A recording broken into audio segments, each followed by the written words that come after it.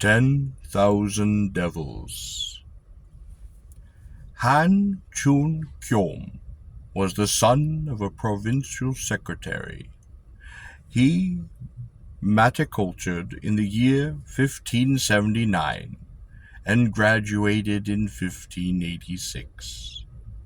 He received the last wishes of King Sonjo and sat by his side taking notes for 7 hours. From 1608 to 1623, he was generalissimo of the army, and later was raised to the rank of prince. A certain Prince Han of Chungcheong province had a distant relative who was an uncouth countryman living in extreme poverty. This relative came to visit him from time to time. Han pitied his cold and hungry condition, gave him clothes to wear, shared his food, and urged him to stay and to prolong his visit, often into several months. He felt sorry for him, but disliked his uncouthness and stupidity. On one of these visits, the poor relation suddenly announced his intention to return home, although the New Year's season was just at hand. Han urged him to remain, saying, "It would be better for you to be comfortably housed at my home, eating cake and soup and enjoying quiet sleep, rather than riding through wind and weather at this season of the year." He said at first that he would have to go, until his host so insistently urged on him to stay that at last he yielded. At New Year's Eve, he remarked to Prince Han, "I am a possessor of a peculiar kind of magic, by which I have under my control all manner of evil genii, and New Year is the season at which I call them up, run over their names, and inspect them. If I did not do so, I would lose control altogether, and there would follow no end of trouble among the mortals. It is a matter of no small moment, and that is why I wish to go. Since, however, you have detained me, I shall have to call them up in your Excellency's home and look them over. I hope you will not object." Han was greatly astonished and alarmed, but gave his consent.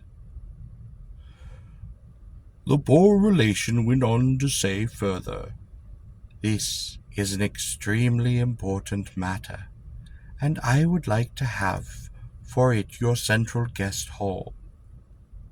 Han consented to this also, so that night they washed the floors and scoured them clean. The relation also sat himself with old dignity, facing the south, while Prince Han took up his station on the outside, preparing to spy. Soon he saw a startling variety of demons crushing in at the door. Horrible in appearance and awesome of manner, they lined up one after another, and still another and another, till they filled the entire court, each bowing as he came before the master, who at this point drew out a book, opened it before him, and began calling off their names. Demon guards who stood by the threshold repeated the call and checked off the names just as they do in a government yamen. From the second watch it went on till the 5th of the morning. Han remarked, "It was indeed no lie when he told me 10,000 devils." One latecomer arrived after the marking was over, and still another came climbing over the wall. The man ordered them to be arrested, and inquiry made of them under the paddle. The late arrival spoke. I really have had a hard time of it of late to live, and so was obliged, in order to find anything, to inject smallpox into the home of a scholar who lives in Yongnam. It is a long way off, and so I have arrived too late for the roll call. A serious fault indeed, I confess. The one who climbed the wall spoke. I too have known want and hunger, and so had to insert a little typhus into the family of a gentleman who lives in Kyongkyu. But hearing that roll call was due, I came helter-skelter, fearing lest I should arrive too late, and so climbed the wall, which was indeed a sin.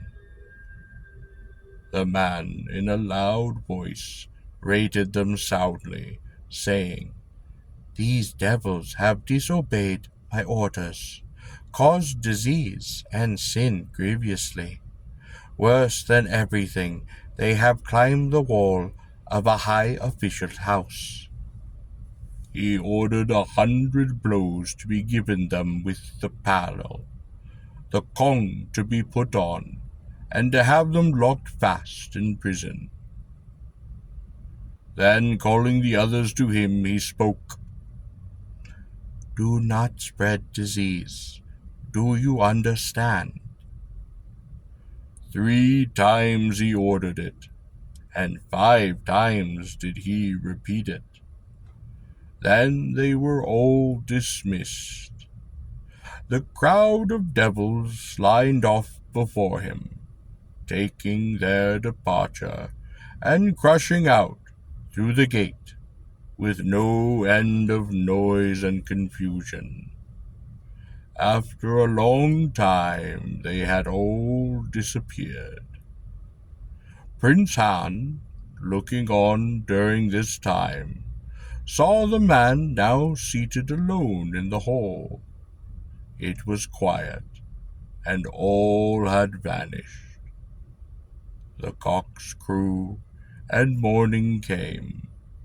Han was astonished above measure, and asked as to the law that governs such work as this. The poor relation said in reply, When I was young, I studied in a monastery in the mountains.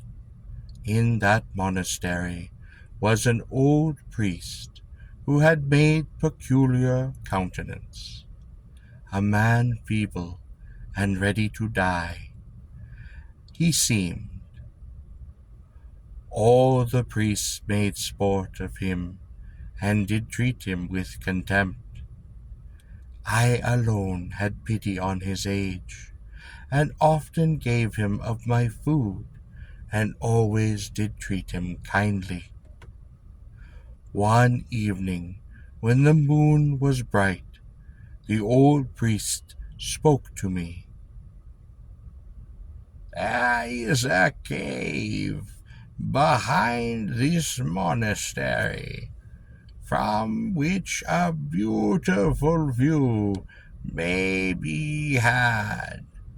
Will you not come with me and share it?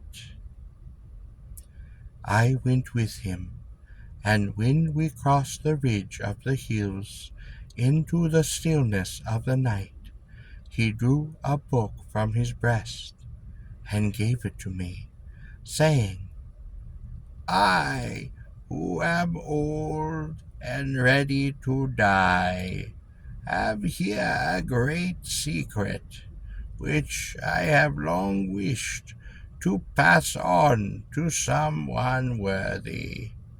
I have traveled over the wide length of Joseon, and have never found the man till now I meet you. My heart is satisfied. Please receive it." I opened the book and found it a catalogue list of devils with magic writing interspersed, an explanation of the laws that govern the spirit world. The old priest wrote out one magic recipe, and having set fire to it, countless devils at once assembled, at which I was greatly alarmed.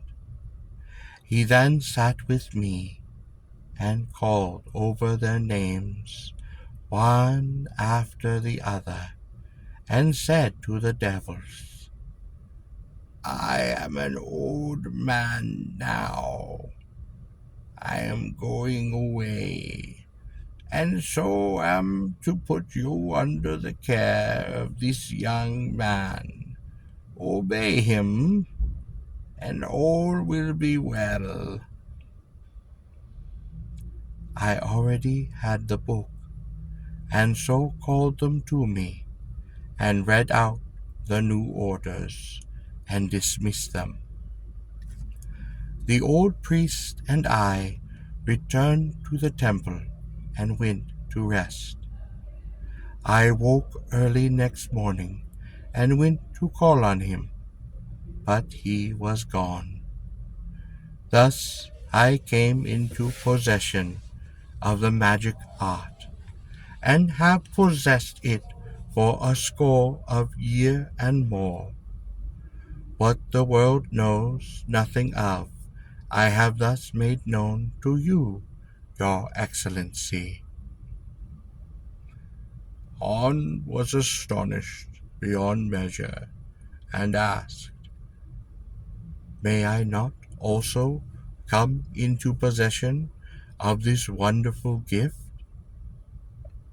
The man replied, "Your Excellency has great ability and can do wonderful things, but the possessor of this craft must be one poor and despised, and of no account. For you, a minister, it would never do." The next day he left suddenly, and he returned no more. Hans sent a servant with a message to him, and the servant, with great difficulty, at last found him alone among 1,000 mountain peaks, living in a little straw hut no bigger than a cockle-shell. No neighbors were there, nor any one beside. He called him, but he refused to come. He sent another messenger to invite him, but he had moved away, and no trace of him was left.